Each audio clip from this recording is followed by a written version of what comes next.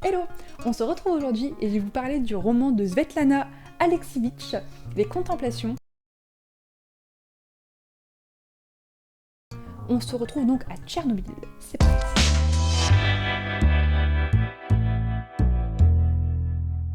La Supplication, publiée en 1997, ce sont des témoignages de gens qui ont vécu la catastrophe nucléaire à Tchernobyl.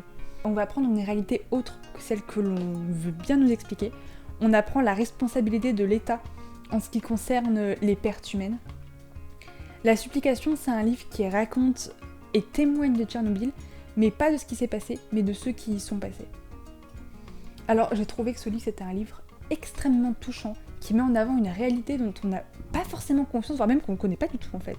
On découvre la catastrophe humanitaire, on découvre la catastrophe environnementale, on découvre la catastrophe sanitaire, on découvre les dégâts humains qui ont été minimisés, on découvre le gouvernement qui n'avertit pas la population d'un danger qui est pourtant imminent.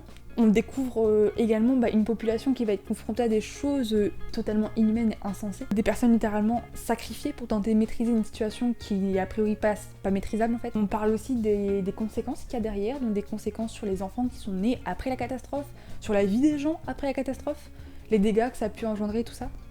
La vie après Tchernobyl en fait. J'en avais jamais entendu parler personnellement avant de lire ce livre.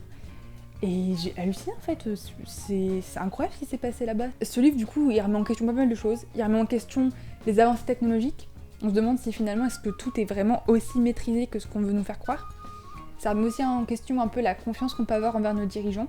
C'est un livre qui est fort à lire, franchement les situations, enfin c'est très authentique, très simple, les gens ils parlent avec leurs mots, avec tout ça, et c'est bouleversant en fait. Et le pire c'est qu'on peut dire ça s'est passé en Ukraine à cette époque-là, mais ça aurait très bien pu se passer n'importe où en fait, vraiment. On plonge réellement dans le contexte historique et c'est tellement bien écrit en fait qu'on a l'impression de pouvoir comprendre vraiment ce qui s'est passé et de le vivre un petit peu, alors qu'en fait clairement sans le vivre c'est impossible de s'imaginer les réelles souffrances des gens qui étaient là-bas sur place à cette époque-là. Mais pourtant ouais c'est troublant la lecture, on n'en sort pas indemne de cette lecture je dirais. Un livre super intéressant qui va relater des souffrances des gens, juste la vérité en fait de Tchernobyl.